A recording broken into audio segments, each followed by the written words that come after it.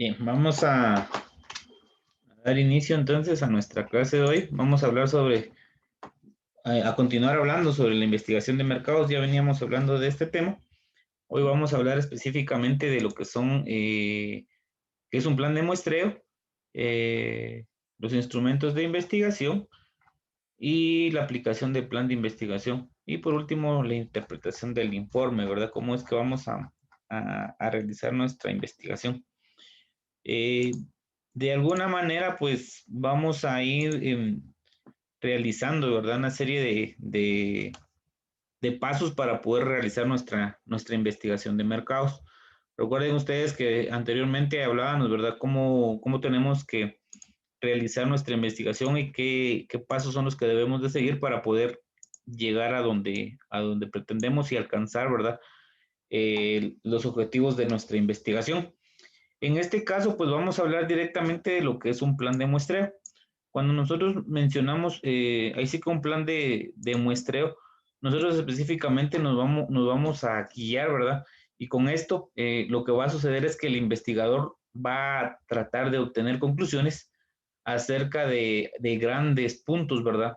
Que los consumidores pues van a estudiar a una pequeña muestra, ¿verdad? O sea, quiere decir de que el plan de muestreo lo único que va a ser, para lo que va a servir es para buscar una muestra de una gran cantidad de personas o de un grupo grande para poder obtener una pequeña muestra o obtener una muestra de una pequeña parte de la población. En este caso, pues como ustedes están escuchando, les estoy hablando, ¿verdad? De una muestra. ¿Y qué es una muestra? Pues una muestra va a ser un segmento de la población que se selecciona para la investigación de mercados y para representar a la población en conjunto. Esto quiere decir de que la muestra solo es una parte nada más de la población que va a ser seleccionada. No se va a investigar a toda la población, sino que únicamente se investiga a una parte de esta población. ¿Ya? Y esta población, esta parte que va a ser representada por un conjunto, ¿verdad? De la población. Es una pequeña parte, es un segmento nada más de la población en general. Cuando nosotros hablamos de realizar una muestra, lo que tenemos que hacer ahí sí que es una forma de ir buscando una muestra una muestra fuera representativa, ¿verdad? Para que el investigador vaya realizando estimaciones precisas. De esta manera, si nosotros tenemos una muestra fuera representativa, ¿verdad? O para que la muestra sea representativa, lo que tiene que hacer es que el investigador realice, bueno, tiene que ser representativa para que el investigador pueda realizar estimaciones precisas. Quiere decir que lo que va a investigar sea algo preciso, sea algo seguro, ¿verdad? Y de todo esto, de alguna manera, pues tenemos que ir viendo, ¿verdad? Cuáles son los pensamientos y las conductas de la población más grande. O sea, cómo se comporta, cómo piensa la población más grande para poder decir, bueno, mi representación o la muestra que voy a obtener me va a servir a mí para poder sacar conclusiones y decir, bueno, es esto y tengo que hacer lo otro, ¿verdad? Dentro del muestreo, se tienen que tomar tres decisiones importantes. Ya cuando se hace un muestreo o cuando se hace una muestra, se tienen que tomar estas tres, como les vuelvo a repetir, decisiones importantes. La primera decisión es, por ejemplo, se va a hacer una pregunta, ¿a quién se va a encuestar? ¿Qué unidad de muestra es la que se requiere? O sea, ¿a quién necesito encuestar? ¿A quién quiero encuestar, verdad? Y específicamente, ¿qué unidad de muestra es la que necesito? Si va a ser solo un grupo pequeño, va a ser, por ejemplo, a un grupo de personas adultas, a un grupo de niños, a un grupo de jóvenes. Entonces, acá tengo que, tengo que ver esto. Por ejemplo, la pregunta, perdón, la respuesta a esta pregunta, lo que va a suceder es que de alguna manera esa respuesta tiene que ser algo sencillo, va a ser una respuesta sencilla. Por ejemplo, dice, para estudiar el proceso de toma de decisiones en la compra de un automóvil para la familia. Quiere decir entonces que si tengo que buscar a quién voy a encuestar, el ejemplo dice que tiene que ser a un grupo de personas que va a tomar una decisión para comprar un automóvil para la familia. Entonces, en este caso, la muestra sería una familia o bien varias familias y no todas las familias que existen, ¿verdad? Dentro del lugar en donde esté, sino que simple y sencillamente voy a tomar una pequeña muestra. Quiere decir que puede ser un grupo de familias. Si en el lugar existen 1000 familias, podría hacer un muestreo con 100 familias, por ejemplo, para saber qué decisiones tomarían ellos para comprar un vehículo, ¿ya? Y de esta forma, lo que va a suceder, ¿verdad? Es que pueda hacer que voy a incluir a toda la familia o específicamente puedo ¿cómo se llama? Tomar únicamente algunos miembros de la familia, como el esposo o la esposa, ¿verdad? Y de alguna forma, pues también puedo tomar al vendedor, ¿verdad? O puedo tomar a todos, como les decía, a toda la familia, o incluso al vendedor, ¿verdad? Entonces, esto es en primer lugar. En primer lugar va a ser a quién se va a encuestar, ya, o sea, qué unidad de muestreo necesito, dependiendo del tipo de investigación que está haciendo y para qué necesito la muestra, entonces así voy a tomar mi muestreo, ¿verdad? O sea, qué tipo de personas o a qué personas voy a ¿cómo se llama? A, a encuestar, ¿verdad? Y luego venimos en el segundo, pues en segundo lugar lo que tenemos es la otra pregunta, dice, ¿cuántas personas deberían incluirse? Ya, o sea, ¿qué tamaño tiene que tener la muestra?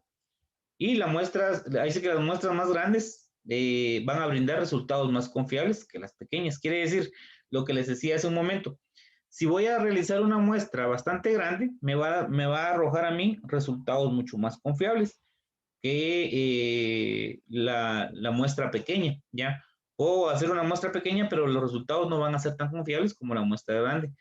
La única diferencia acá es de que las muestras grandes por lo regular van a costar un poquito más, ¿ya? Y de alguna forma, pues no va a ser necesario hacer un muestreo en todo el mercado meta, sino que simple y sencillamente puedo tomar, como les decía, a un grupo nada más para poder llegar a donde deseo llegar.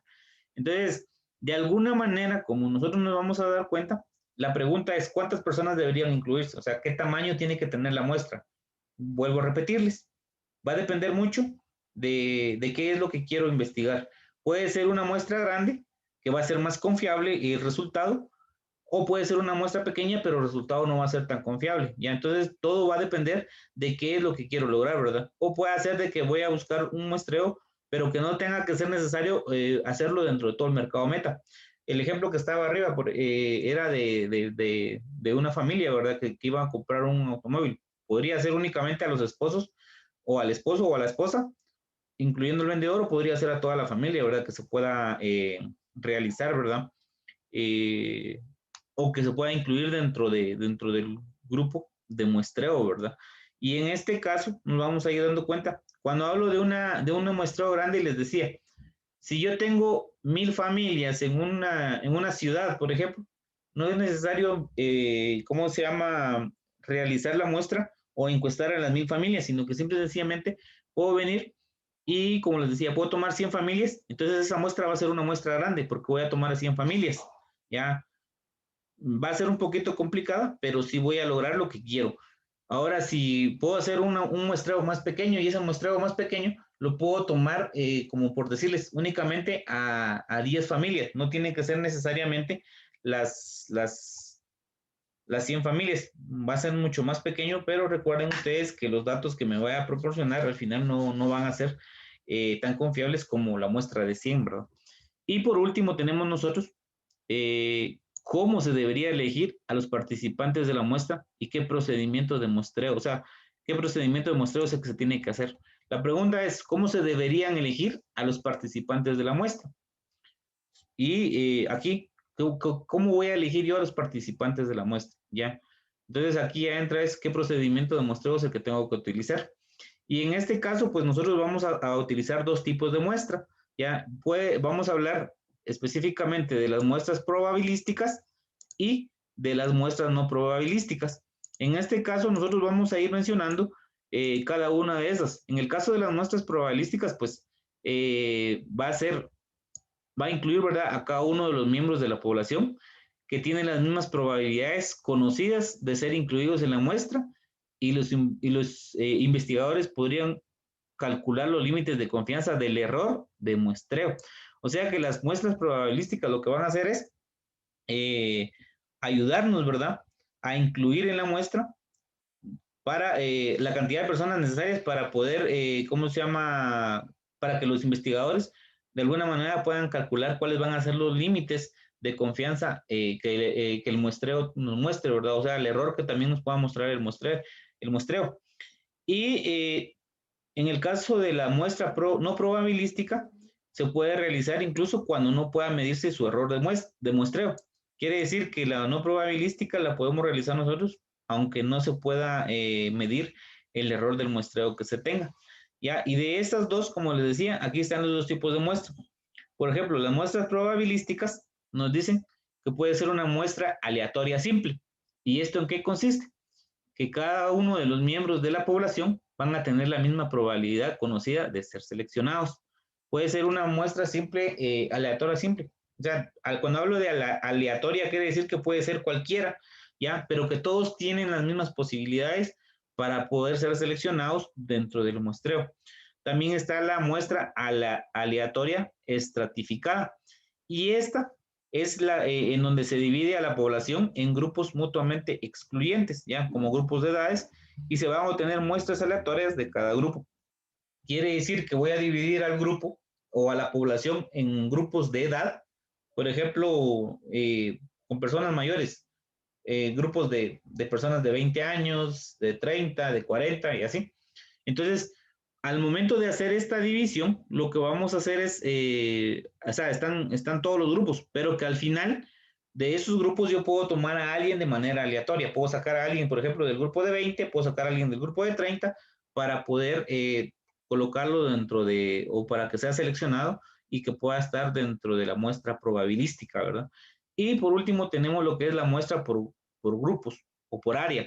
Y esta se divide a la población en grupos mutuamente excluyentes, como por cuadras, y el investigador saca una muestra de los grupos que entrevistará. ¿Qué quiere decir esto? Por ejemplo, aquí, esta muestra por grupos siempre parte de la muestra probabilística, ¿verdad? Esta muestra por grupos lo que hace es dividir a la población, y aquí el ejemplo es dividiéndolo por cuadras. Digamos, todos los que viven en Santa Cruz del Quiché, hay varias cuadras, entonces voy a sacar, los voy a dividir por cuadras, y lo que va a hacer el investigador es que va a sacar una muestra de los grupos que va a entrevistar. Quiere decir que de repente voy a tomar una cuadra, luego voy a tomar otra cuadra y solo voy a sacar una muestra de cada grupo. Como están en una cuadra, quizá voy a tener la misma información, ¿verdad? Ahora, con respecto a las muestras no probabilísticas, hablamos también de tres. Están las muestras por conveniencia. Y estas son las en las que el investigador va a seleccionar a los miembros de la población de quienes va a ser más fácil obtener información.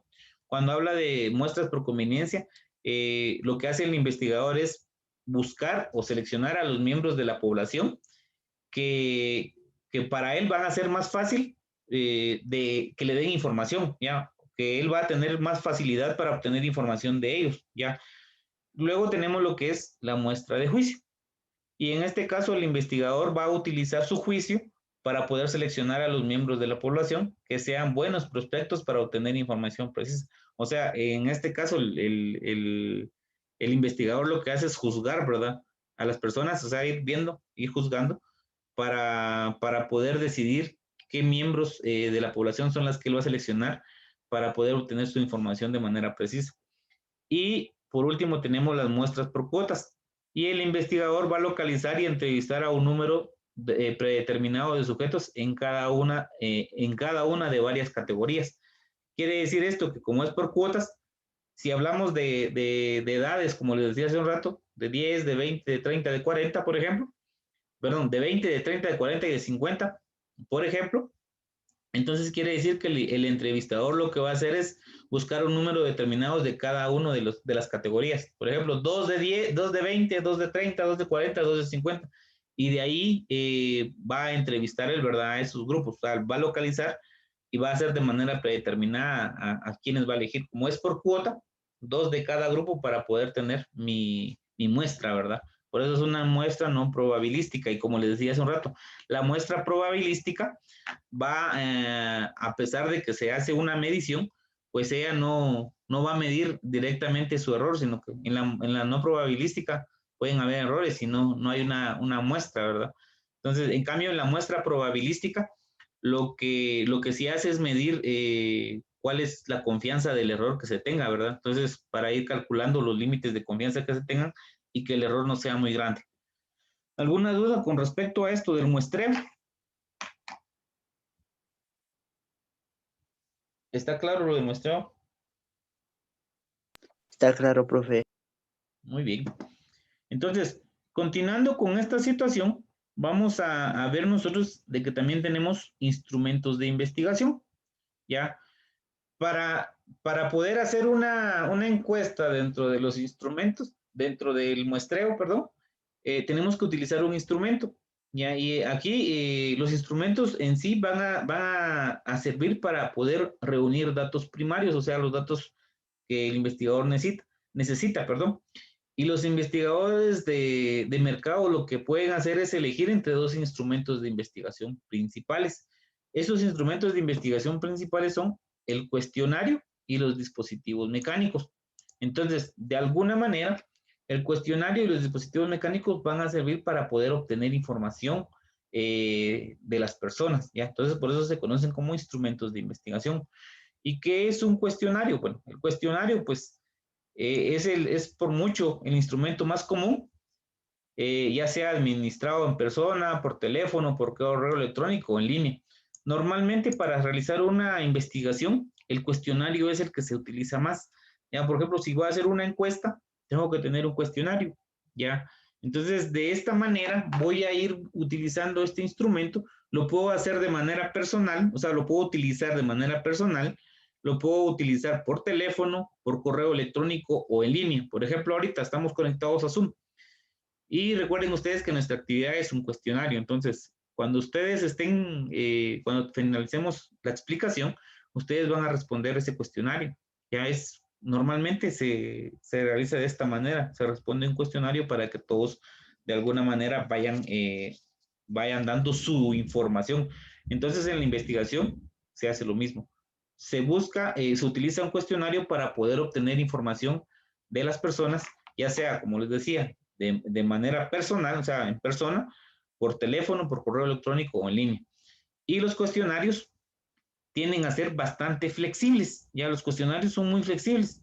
¿Por qué son flexibles? Porque hay muchas formas de plantear las preguntas. Ya quiere decir que yo puedo plantear varias preguntas, preguntas directas, preguntas para poder obtener información, y por eso es flexible. No quiere decir, no es algo rígido porque la pregunta no va a estar cerrada totalmente, sino que la pregunta también puede ser flexible. Entonces, dependiendo de cómo voy a redactar mis preguntas, puedo decir que el cuestionario es flexible.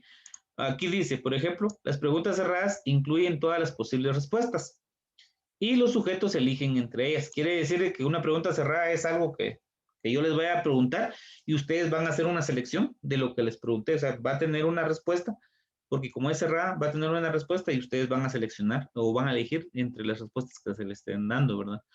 Algunos ejemplos de las preguntas pueden ser preguntas de opción múltiple. Ya, ustedes han contestado cuestionarios de opción múltiple, que tienen varias respuestas, ¿verdad? Preguntas de escala. Ya las preguntas de escala lo que hacen es, por ejemplo, ir aumentando cada vez lo que se está pidiendo, por ejemplo, con datos, con números, por ejemplo.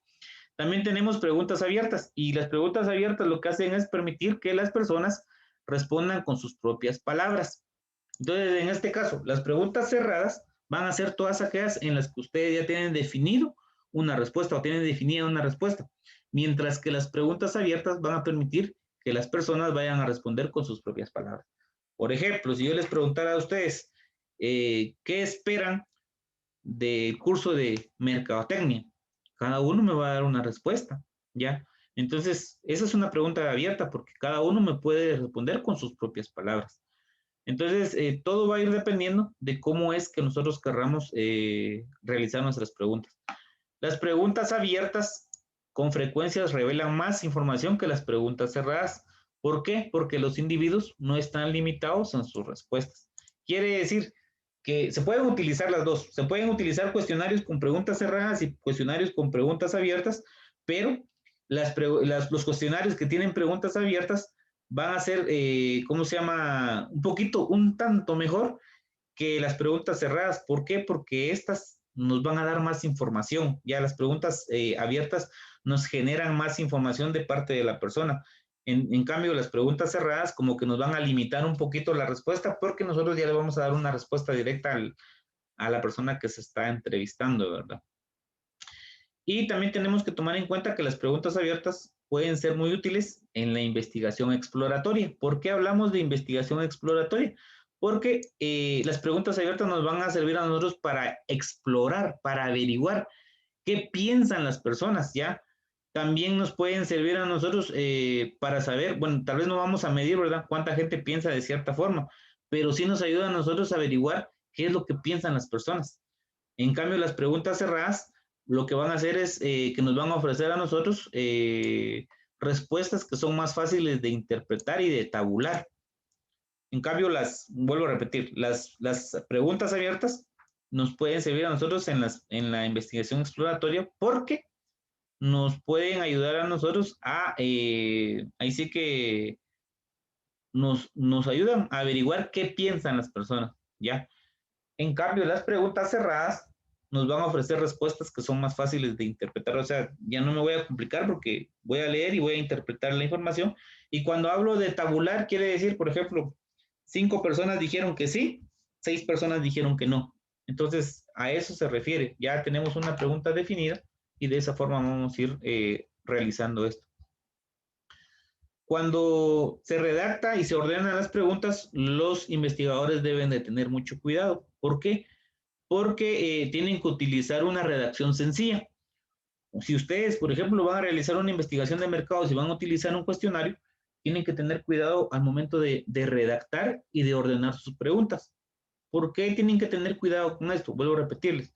Porque tienen que utilizar ustedes una redacción sencilla. O sea, su redacción no tiene que ser compleja. La tienen que entender ustedes, pero la tienen que entender más las personas a las que van ¿cómo se llama?, a entrevistar, ¿verdad? También tienen que tratar de que su pregunta sea directa y que no tengan ningún tipo de manipulación. Las preguntas deben de estar en un orden lógico, ¿ya? De manera lógica. Quiere decir que si voy a preguntar cómo se llama, me va a responder la persona y luego le voy a preguntar algo que tenga que ver siempre con él. No le voy a preguntar cómo se llama y luego le voy a preguntar, ¿verdad? ¿Cómo se llama? Qué le gusta comer, ¿verdad? Entonces quizá no tenga relación, sino que las preguntas tienen que ir ordenadas, ¿verdad? De una manera lógica. Y también tenemos que tomar en cuenta que la primera pregunta debe de ser o debe de tratar de despertar el interés de la persona para que esta, pues de alguna manera, las personas no sientan las preguntas tan difíciles, ¿ya? O no las sienta de manera personal, sino que esta lo que tiene que hacer es, ahí sí que plantear a la persona para que no se ponga a la defensiva, porque muchas veces cuando se hace una pregunta y de repente es una pregunta que no le va a despertar el interés, sino que al contrario, lo que va a hacer es que la persona se va a molestar y va a empezar a defenderse, ¿verdad? Porque le están preguntando lo que le están preguntando. A eso se refiere. Esto es con respecto al cuestionario. Recuerden que hablamos de dos tipos de instrumentos de investigación. Lo que acaba de mencionar de preguntas y todo lo que les estaba mencionando tiene que ver con el cuestionario. El otro instrumento de investigación son los instrumentos mecánicos, ¿ya? Y los instrumentos mecánicos, a pesar se dice, ¿verdad?, que los instrumentos de investigación más comunes son los cuestionarios, los investigadores también utilizan dispositivos mecánicos para poder vigilar el comportamiento del consumidor. ¿Y qué quiere decir esto de un dispositivo mecánico? Bueno, aquí hay una empresa que se llama, no aquí, sino en Estados Unidos, hay una empresa que se llama Nielsen Media Research, ¿ya? Y esta empresa lo que hace es conectar medidores de audiencia a los televisores, cajas de cable y sistemas satelitales en hogares seleccionados para poder registrar quiénes ven los programas o quiénes ven cuáles programas. Entonces, son dispositivos que están instalados ahí sí que dentro de los televisores, dentro de las cajas de cable o los sistemas satelitales, para poder contabilizar cuántas personas miran, por ejemplo, un programa. ¿Quiénes miran fútbol? ¿Quiénes miran telenovelas? ¿Quiénes miran algún canal de deportes? No específicamente de fútbol, ¿verdad? Sino algún otro canal de deportes. Y a eso se refieren estos instrumentos mecánicos. Acá también hay un ejemplo. Los minoristas utilizan escáneres de salida para registrar la compra de los clientes. Cuando ustedes van a una tienda, normalmente aquí no se da, pero cuando van a centros comerciales, yo no sé si ustedes se han dado cuenta, si entran a algún lugar, aparece, hay un escáner, dos, dos aparatos que son escáneres, aparecen uno acá y el otro acá. Cuando ustedes pasan por ese escáner, algunos en la parte de arriba del escáner tienen un tablero en donde va indicando la cantidad de, ¿cómo se llama?, de personas que van ingresando. A eso también se le conoce como un instrumento mecánico. Es para contabilizar cuántas personas ingresan o cuántas personas salen, y en algunos casos los escáneres también están hechos para poder contabilizar cuántas personas compraron y cuántas personas no. Otro de los dispositivos mecánicos pueden medir la respuesta física de los sujetos, lo que les digo, o sea, lo que están haciendo en ese momento, lo que van realizando en ese momento. Incluso otros investigadores aplican neuromarketing, ¿ya? ¿Y qué es el neuromarketing? Es decir, miden la actividad cerebral para saber cómo se sienten y cómo responden los consumidores. Entonces, algunos investigadores utilizan esto, el neuromarketing, ¿ya? Y el neuromarketing es una actividad cerebral, una actividad que proviene del cerebro, que va a servir para saber cómo se siente y cómo va a responder el consumidor ante lo que se está realizando. A esto se refiere específicamente ¿cómo se llama?, los instrumentos mecánicos. Aquí hay algo muy importante. Dice, el neuromarketing está llegando a los consumidores en el lugar donde ocurre la acción, o sea, en el cerebro, ¿ya?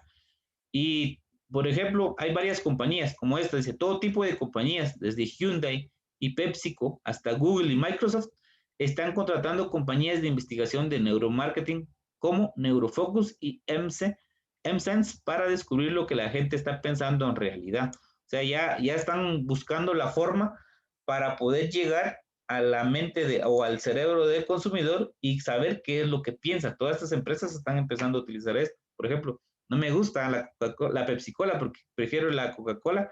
Si están utilizando este tipo ¿cómo se llama?, de actividad, o sea, neuromarketing, lo que hacen es empezar a saber qué es lo que la gente está pensando de su producto. Luego tenemos la aplicación del plan de investigación. Luego de que se hace todo el proceso, también el investigador tiene que poner en práctica el plan de investigación de mercados. Y cuando se pone en práctica el plan de investigación, lo que va a hacer es que se va, ahí sí que reunir, procesar y analizar la información.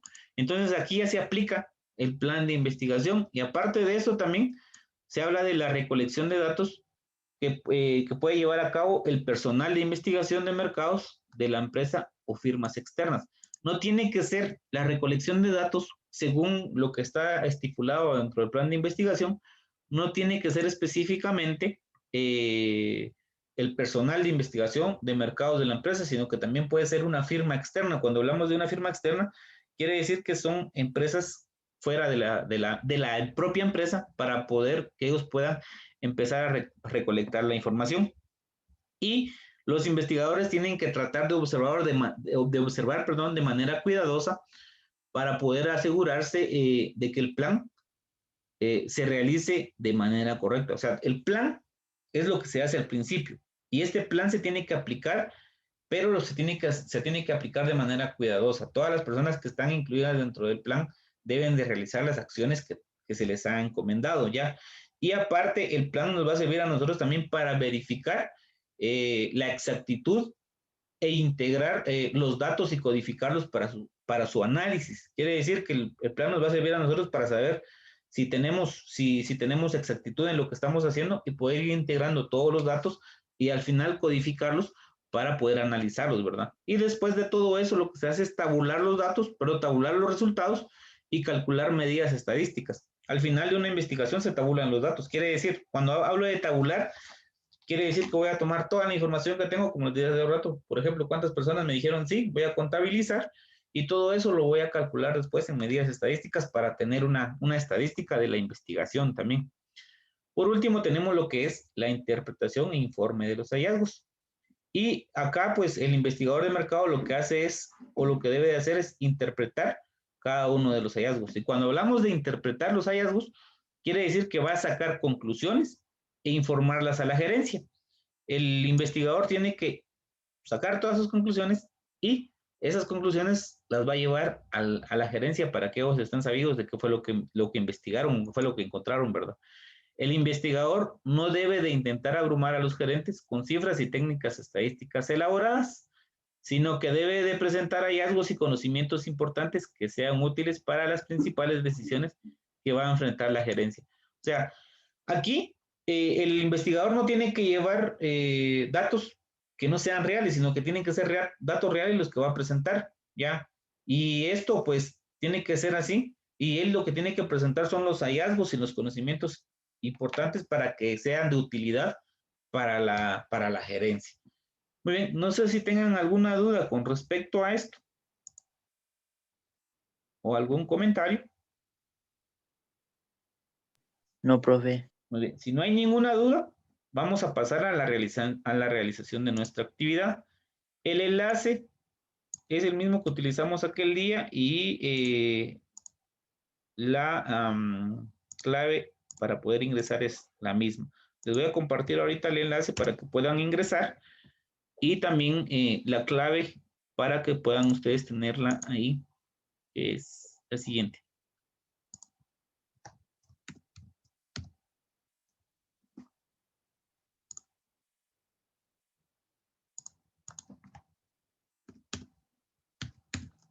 Muy bien. Ingresan de una vez, así iniciamos nuestra actividad, por favor.